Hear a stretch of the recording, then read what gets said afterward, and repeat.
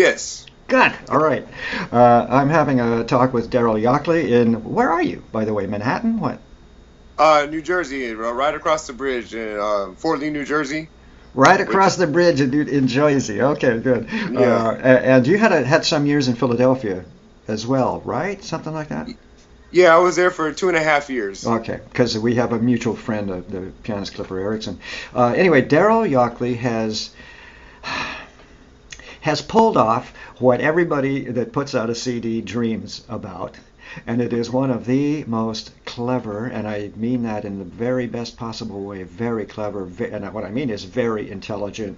Obviously took you forever. We're going to talk about this to put together, and then you played it for several years. We're talking about a stroke of genius, a CD that you have just released in April, and it is still going crazy. Pictures at an African exhibition. And Hmm. all of my folks, if you will, that watch this, that are college music professors or professional musicians, and I'm the classical guy in classical music. Uh, they get it instantly what I've just described. But such a clever idea. In other words, your vision and your creative work, 13 songs, I'm going to use that word, but 13 sections, similar to Pictures at an Exhibition of Mussorgsky. It's totally apples and oranges, and yet, as we mentioned just slightly off camera a little bit, and yet there are connections that are very interesting, and I hope I'll be able to get to them.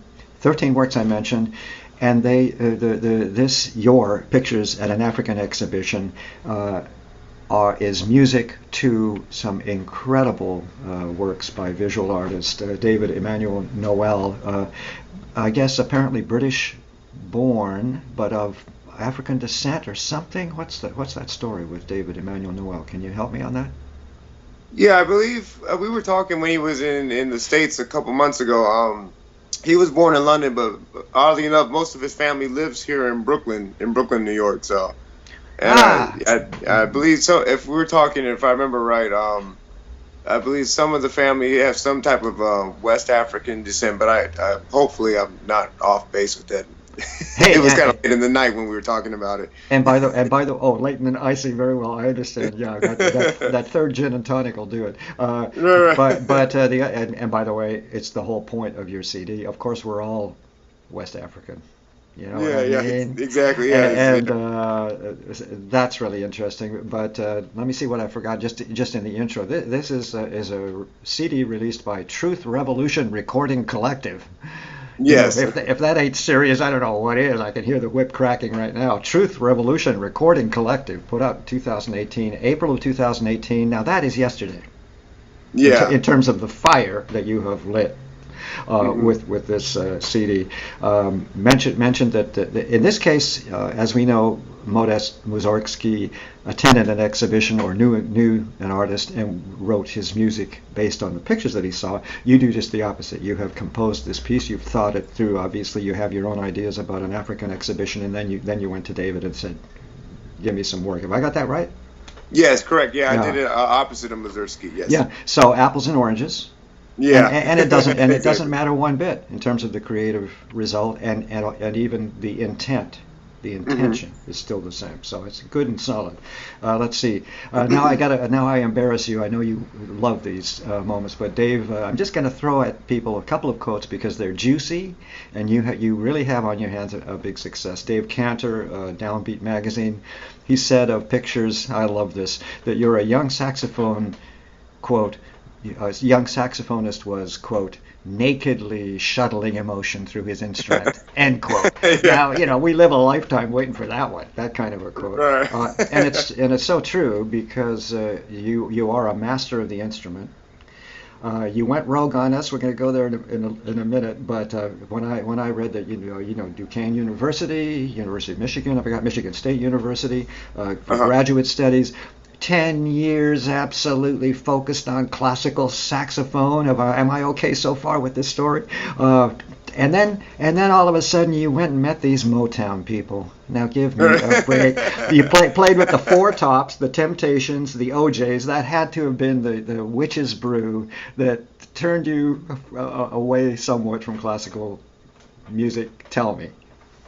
Well, actually, the point where I was really focused on classical solely was probably in high school.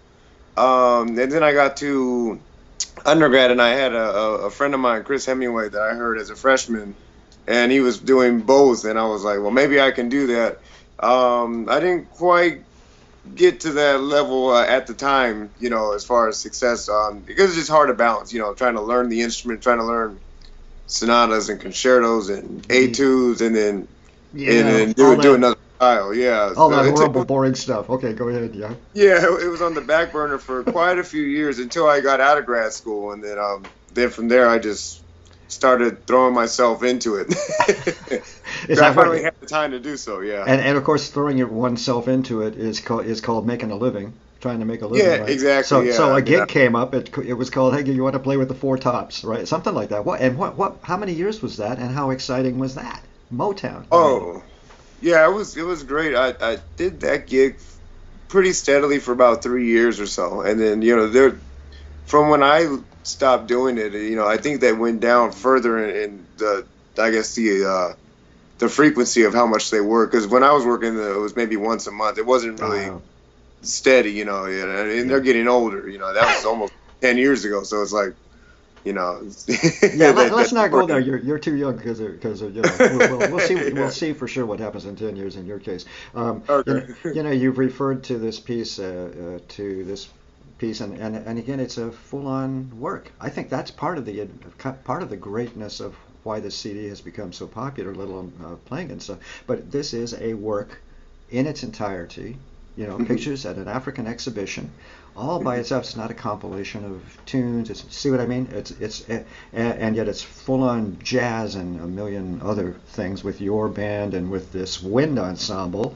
I see that you were in fact a band nerd, as was I. I conducted a wind ensemble for years in Seattle as a young conductor, but because instantly, for everybody to know, since I'm jumping all over the landscape here, is that not only is sound reformation involved in this CD, but you went crazy and decided you would write something for like 14. How many are there? 14 musicians. I think it's a little wind ensemble.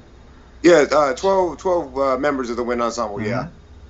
So talk about, let's see, I'm teaching at the school that you teach. I'm doing all this. I'm playing gigs on the weekends and weeknights, and I think I'll just add 13 more musicians to this CD.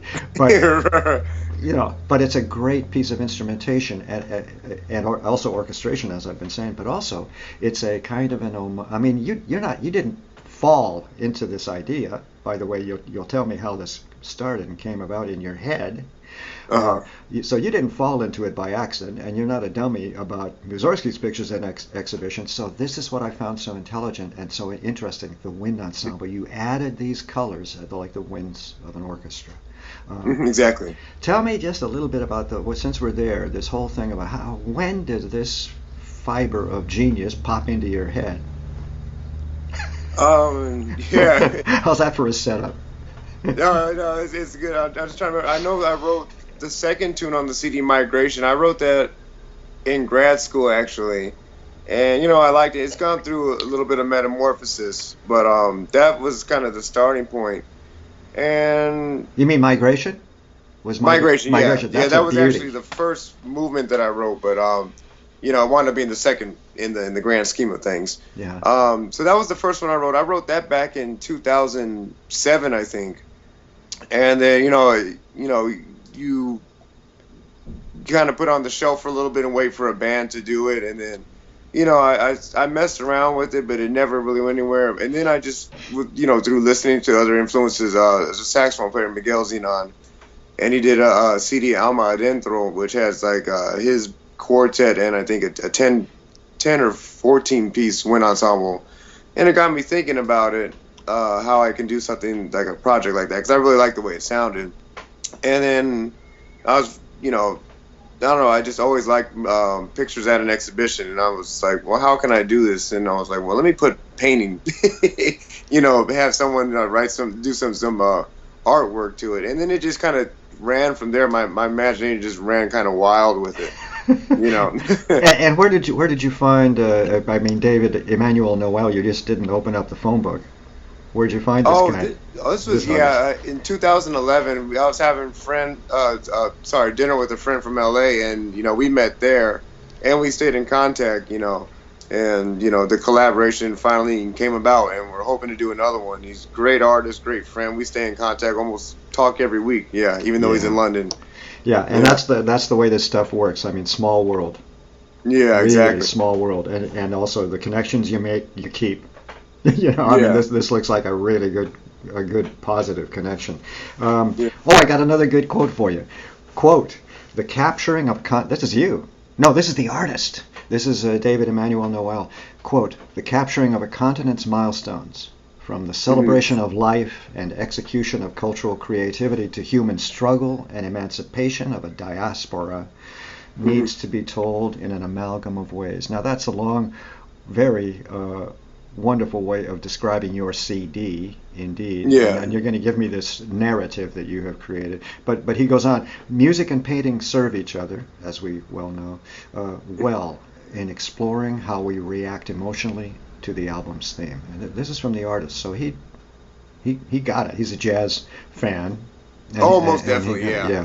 And so, you mentioned in the liner notes this narrative, this beginning, Hmm. middle, and end. Why don't you give us that narrative? It's a beautiful one. Oh yes, well the concept behind it is kind of to tell the human story, like as far as we know, the origin of our species is Africa. If it had been another place, I would have used that example. I'm just kind of going basically off of science and history, Sure. but I wanted to kind of talk on just commonalities that we all share that especially like now in our nation and other nations, it seems like there's so much divisiveness or ideologies that want to tear us apart. So I thought it'd be a good project to kind of remind us that we're not so different. Everyone's gone through wars, everyone experiences culture, like as far as like how to express love or family traditions or cultural traditions. There's a lot of similarities that I think a lot of people just seem to forget. Everyone's so focused on the differences, and that's kind of one of the layers that this project is. There's many, many, many layers to it. So, but that was the main one I wanted to get across with the thing, with the work. So it is an historical narrative, and it's about life in Africa. It's about the forced immigration, if you will, to North America. Hmm. I'm going to mention some of these songs that are so evocative of this. The narrative is so good. Origins of Jazz. I thought that was That piece is fascinating, especially the opening C Oh sounds. yes, yeah, In other words, that gate that exactly. we've all seen, the gate that Africans were forced through onto the slave ships to be brought to. That's genius right there, and it's just there for a second, just those openings. Right, or am I going deaf? I heard this. Yes, Oh this. no, no, Yeah, you're yeah. absolutely right. I think it's maybe like a 5 to 10 second, sound sample up there of the ocean. Exactly Yeah, right. I mean Yeah. it's just such a beautiful picture. Let's see here. Let's while we're talking about it, because I did see that you played it really. I guess in various forms as it kind of not coagulated, but as it kind of got itself together for like 4 years. So Yeah. this is what I want people to what I want you to tell people about this Hmm. thing that's called I've got something. I spend years doing this. I spend years doing that, and then I spend another several years finding the money and da da da da da da. Give me that overview. What a big deal it is to create a CD. It really is. I started playing the music for this project. I think maybe as early as 2013. I definitely know 2014. Like I worked it out with the band, on the bandstand. Before we went in the studio, and that's kind of how I wrote the music too. I wrote it with the small group in mind, and then I wrote the orchestration for the wind ensemble so that it added to the music, but that it could be performed without it, and there would be nothing really left except for the density or textures. But I Yeah, mean, as yeah. far as like the sound of the overall compositions, they're not relying on the wind ensemble. If that makes sense, you know No, what no, I it mean? does make perfect sense from what I've listened to, even. And as I said, it's kind of an homage to Mussorgsky, maybe, even if it wasn't Exactly. altogether in your head, but just the size of his orchestra. You know what I mean? The orchestratedness of his pictures, and for you to add that wind ensemble color, you just sort of thickened out the texture and made it so much more complex and interesting. Brilliant. Yeah. Hmm. What else? Yeah? Were you talking or was I talking? I can't remember. Oh yeah, well I guess I'll yeah. I mean, as far as the process of CD, Yeah, I mean, please. I guess as far as going along with the overall concept, I talked to Miguel Zion and some other people who did big projects, and they kind of gave me that advice of doing the micro and then make sure the macro just adds to it but doesn't take it away. But then in retrospect, I kind of think that's what happened with pictures at an exhibition too. Sure. Where it was originally a piano piece. Yeah, now that you mention it. That Yeah. didn't even slap me in the face. It never even occurred to me, but exactly. Yeah. Yeah, and that's something I seem to forget myself too. I mean, the original version was simply for piano, and then I don't know. I mean, you probably know better than I do. I think the first orchestration was by Ravel. I can't Yeah. remember though. Yeah. So And a couple of other synths. it went through an evolution. Yeah. By the way, I'm just going to write after I'm done with you a review of Clipper, our mutual acquaintance, Clipper Erickson, pianist Clipper Erickson's piano performance of Pictures at an Exhibition, and it's absolutely. Yeah, we were talking about it. is Earlier this stunning. year. Yeah. Let's see. Let's do another one. Jazz Quarterly. By the way, what I'm trying to say is, have you ever in your whole life before cornered as much publicity as you have on this one? All of a sudden, you're on the cover of Jazz Quarterly. Yeah. No, this is the first one. Well, and then I guess going back to the question of like the production of the CD, it's funny. I think a lot of people say you make a CD and then all of a sudden you just get the accolades, but I mean the reality is you actually have to pay for it too. Oh yeah. Yeah. Yep, that's right. It is a business, but that's that's part of the business. Everybody's got to make a living, right? But the exactly. The point is things don't take off as ordinarily. In other words, this CD has really captured people's attentions. And where have I got another one here? Light years ahead of his time, says Jazz Quarterly about you, for example. Yeah. And this is as an instrumental, but we got to remember you are a composer, bona fide, no doubt about it. This is all great. You presumably write most of the music that the band plays, huh? I write everything. At some point I would love to have some of my bandmates bring some stuff into it, but I just have so much stuff in my head that I'm trying to get it out and document it right now. Good. And by the way, that's the point of a CD. It's a rather expensive calling card, but it's a very important calling card, especially in our profession of music. Most definitely. And I think this one has done you well. And hopefully it'll continue to do so. It just got a review in Belgium, even almost 8-9 months after the release. So hopefully it'll keep happening. Yeah, I saw that was mentioned on your website. And by the way, for everybody, I'm going to put up this interview and videos, and I hope there's a great radio interview that I listened to 3 days ago. Just all kinds of good stuff. Your website alone is just chock-a-block with good stuff. So I'll get all of that up at performingartsreview.net, plus our video interview and my remarks, although I'm hardly necessary at this point. I mean, everybody important in the whole world has dropped dead over the CD. It's really congratulations and more congratulations about this. Now let's just spend a couple minutes and I'm just going to kind of wander down the tracks a little bit, and we'll pick a few things out, okay? Okay. As a first sunrise, and others, the piece. By the way, the piece is extremely optimistic. It's very, very optimistic. There are some very dark moments, of course, but it's very optimistic.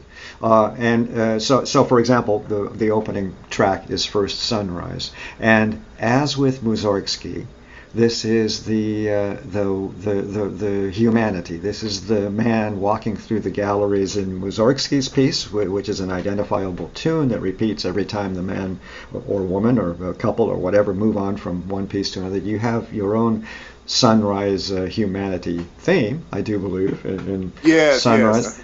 And this first track introduces the wind ensemble and the band. I mean, the whole bit, right? Because it's just beautiful, and then segues into Migration, which I think is really a stunner. It's danceable.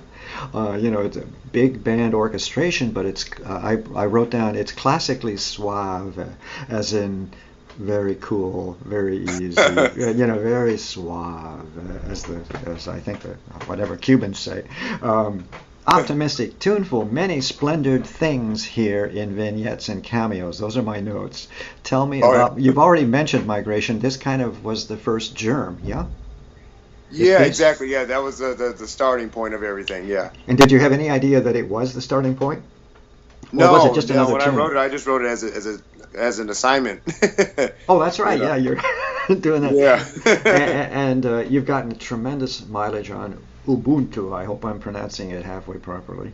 Yes. Uh-huh. Yeah. That was the one we released as the first single, and it's just a catchy tune. You know, everyone in the Yeah, wind ensemble, everyone who's played it seems to just like it, and I think part of it is kind of got that I guess, for lack of a better term, pop formula where, you play a little bit and you come back to the verse, chorus, verse, where that nothing wrong with melody's played that. over and over. Nothing Yeah. wrong with that. Here's what I like about it. uh, You slap me around if I'm wrong. I'm supposed to hear stuff. This bass clarinet sax interchange. It is bass clarinet, right? Because it had a whole different timbre. Or is it just clarinet? oh no, it starts with bass clarinet and then it layers from there. Like Yeah. bassoon comes in and then trombone.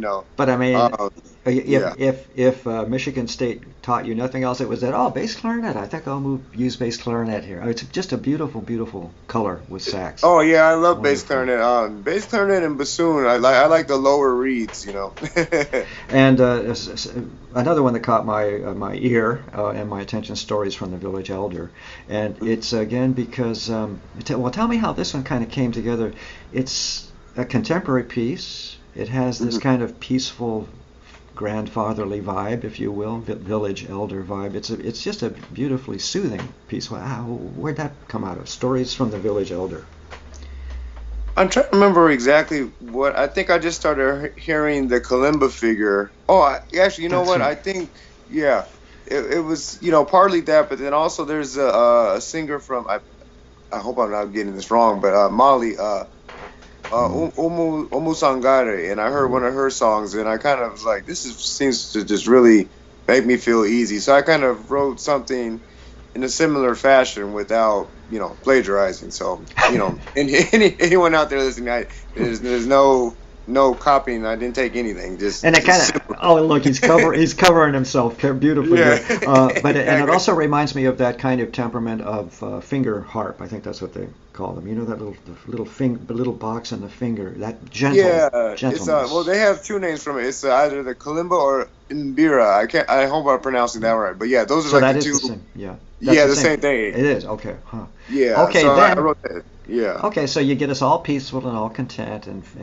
yeah. the village elder is, Uh-huh. helping us to have ease our way through a beautiful, beautiful day, and then ominous nightfall Right, it right. follows. You mentioned playing in wind ensembles, and this is a beautiful chunk of wind ensemble writing, with dissonances and that wonderful wind stuff. And but the drum solo is mesmerizing, really Oh, mesmerizing. There's an extensive Nashit Waits. I hope I pronounced his name properly.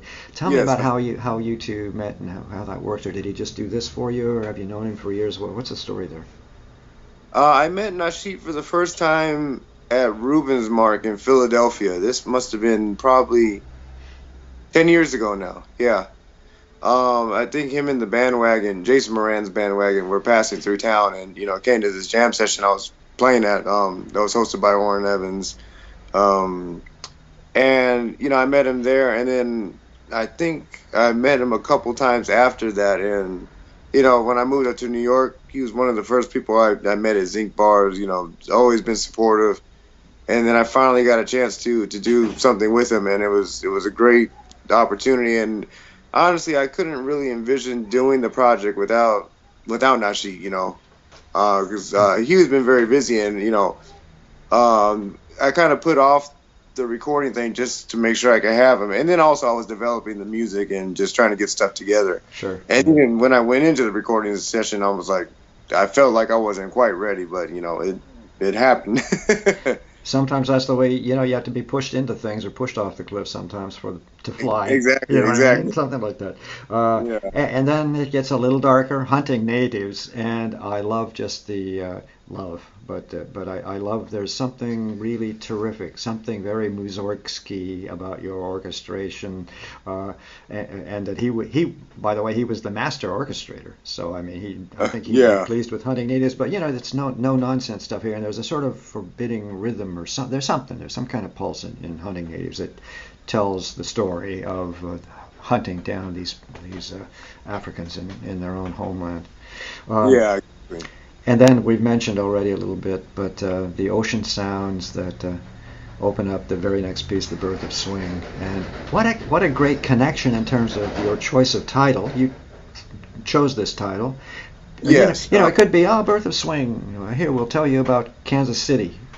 Right, exactly. But instead you go to the origin with that deeply moving. There's something about that opening ocean scene, and I hope everybody gets the visual image, as we've said, the gate through which Africans were shoved onto the slave boats. And it's a beauty.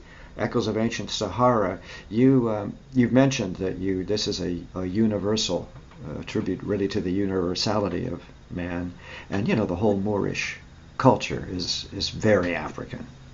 Yes, yeah, most definitely, yeah.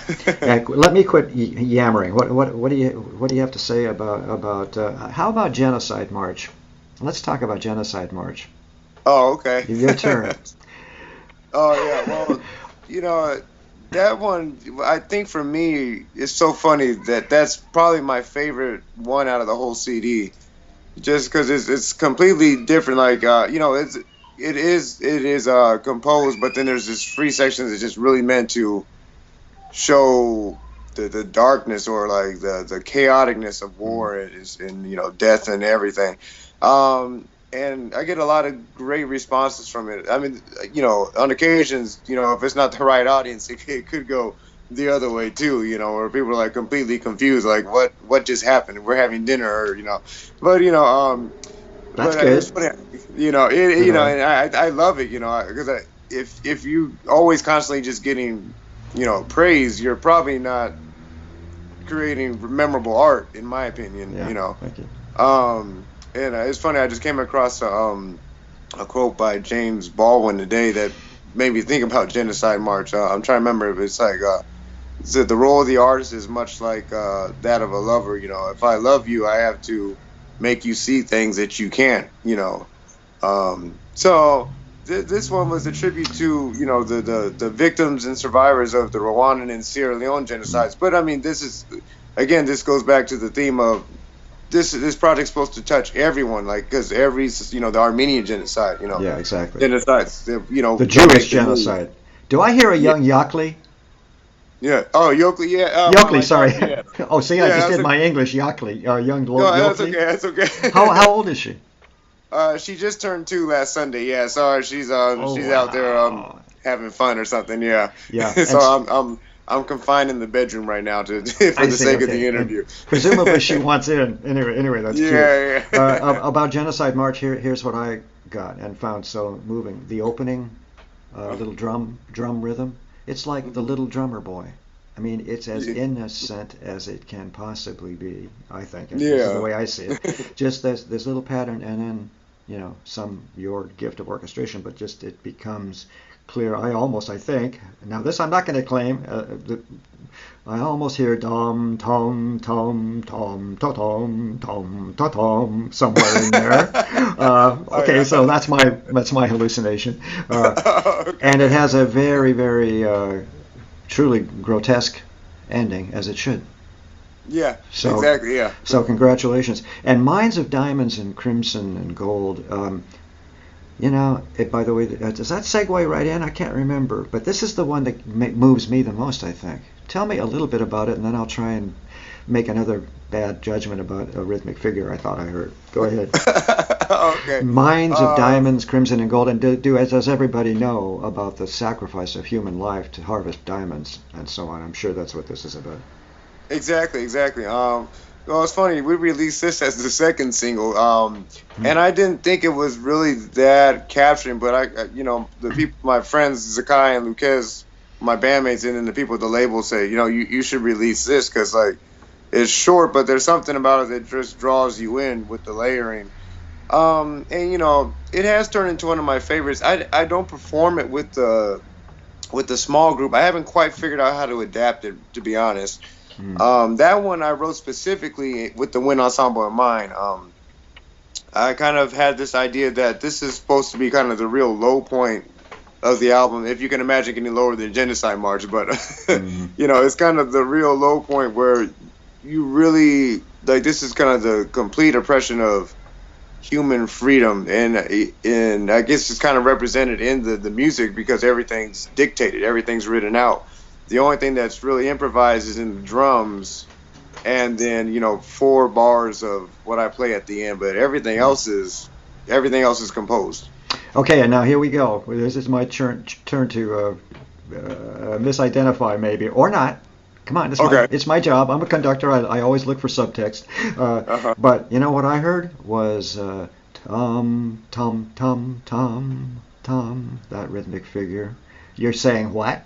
I heard it's a roika. It's the rhythmic figure of the slow movement of a roika. I'm probably getting way too intellectual and far too artsy fartsy for you, but that pulse is a fatalistic kind of pulse, whether it's from a roika or your own imagination. But you know what I mean? There's that tom. Yeah, I mean, it's funny you say that. I mean, because you said a roika, but I was actually thinking the Allegretto from Symphony Number 7. Oh, really? Am I got the wrong movement? Got me. Bum, bum, bum, bum, bum, bum, bum, bum. Is that number 7 and not number 3? Well, no wonder I'm not a conductor anymore. Okay. No, that's okay. Oh, sorry. Yeah. I mean, yeah, that's. But was that idea anywhere in your head? Probably not. But I'm just curious. No, but I mean, I can see how you can hear that. I mean, and I guess maybe you can even say yes, because I mean, I listen to so much classical music that I guess in some ways I just kind of have stuff. It's kind of why I dared ask the question, because it's the vocabulary that's kind of ingrained. Just like when I listen to jazz records, I'll go back and listen to myself and realize that I played something that kind of sounds like another player. It's just, I guess, it's kind of like babies learning language. You just kind of an osmosis or something. But I guess my compliment here, I'm going to dig myself out of this one, but my compliment is that that kind of pulse is what was for me very emotive, and it's a very subtle idea what you have in this piece. Very, very subtle idea about the oppressions of our present time, even as we speak, sort of. Yeah. Okay. Cry the Beloved Country, Sound Reformation gets crazy, wonderful, wild. That is the band by itself, I hope. In Cry the Beloved Country. Seemed like I just heard the band. In the solo section, yes. In the beginning, all that stuff is orchestrated. It builds up, and then exactly. The solo section is just us. It's just you guys. Yeah, wonderful. Yeah. By the way. Okay. I vowed I wouldn't go through every single tune, but I guess we have kind of sort of. By the way, blessings from Bennu. What is Bennu? Help me out. Oh, the Bennu. So the Bennu is the Egyptian version of the phoenix. Ah. I'd have to do a little bit more research on it, but I mean, some people believe that figure is what influenced the phoenix in Greek mythology. The Bennu is kind of like the symbol of rebirth, reincarnation, or bringing souls back. In the Egyptian religion. I wouldn't say religion, but yeah, perfect. And by the way, you did answer my question, because it segues immediately into New Sunrise. In other words, the phoenix rising and into a new, really the new sunrise is like a new day. It's just such a wonderful, optimistic way to end this CD. So I'm going to just kind of give an overview here. What an entertaining CD, just all by itself. Just what an entertainment. Just so people who are considering having a look at this CD know that it's just an evening's entertainment all by itself, and then to have the bonus of this being a contiguous, I think that's the right word, work, where it is like an orchestral or symphonic work. Its intention is to be of itself, even as we've described, how bits and pieces came together over long periods of time. Still, the final product is a beautiful, beautiful and complete work of art. So I salute you. And by the way, everybody's going to be able to go up at performingartsreview.net, but where I'm going to send them to your website, which has everything, but to see the pictures. Oh, thank you. Yeah, it's good. Yeah, there's an interactive gallery, so if they buy the music, they can have some wine and check out the artwork as they listen. See, there you go. Exactly right. What have I forgotten? I mean, what do you need to tell me that I've forgotten? What's coming up next? I know you guys always have something going on. Yeah, well, everything always revolves around the finances, but hopefully. Oh, really? Yeah. Oh, really? In this modern 21st century, we don't receive our monthly check from the imperial government. Okay, go ahead. Sorry. No, it's okay. I was out of control there for a minute, but yeah, of course, it's always about money. Yeah, so I mean, I have a kind of a autobiographical project I want to do. Wow. For the next CD, but I also have a second part to this project that I'm looking to do, where I go back and kind of reverse the roles, where I'm gonna check out some different paintings and then write the music to the paintings to kind of complete the circle of inspiration. So this is the music I wrote, but then this is how I get influenced by the art. Yeah, that's great. So coming home, kind of, sort of. In other words, back to the Mussorgsky original idea, going to an exhibit and coming home and writing about the pieces you see. Whereas, as we discussed earlier, you wrote the music and then asked a great artist to come and use it. And by the way, that's that is the equal exchange of collaborative artists, especially visual and musical artists. You know what I mean? Exactly. And I think it's a great thing because, not to say that everyone is only music or only art, but sometimes maybe someone has a propensity to one or the other, and then I think it's just a great opportunity just to kind of cross the border and introduce audiences to something they might not have been receptive to before. You know what I mean? Yeah, absolutely, and that's the job for all of us in the arts: dance, music, theater, all of it. It's visual art. It's all us. And exactly. We need to all work with each other and understand each other and pay attention to each other. To say now, history, that's a whole other category that we as creative people have to pay attention to. It's our duty as creative people. Yeah. Darryl Yokley, did I get it? Yes. Great. Darryl Yokley. We've been talking about your 2018 April, that is to say yesterday. I mean, it's just in beginning. It isn't even a year gone by, and it's been big and bigger. Truth Revolution recording collective release with your band Sound Reformation and a wonderful wind ensemble of about 12 players. Pictures at an African exhibition. What a great idea! With the artwork of David Emmanuel Noel to beautify the whole experience. Great talking to you. Thanks much. Oh, thank you so much. And I'll put up my remarks a little later. I'm trying to get the videos up so people can go and browse and have a good time. And then I'm following with my meager remarks. But you have quotes out the yin yang. You're doing fine. Great success. I'm looking forward to your quote as well. Thank you so much. All right, Darryl. Thanks. We'll see you. Bye. Okay. Thank you. Take care. All right. Hang on a second. Okay.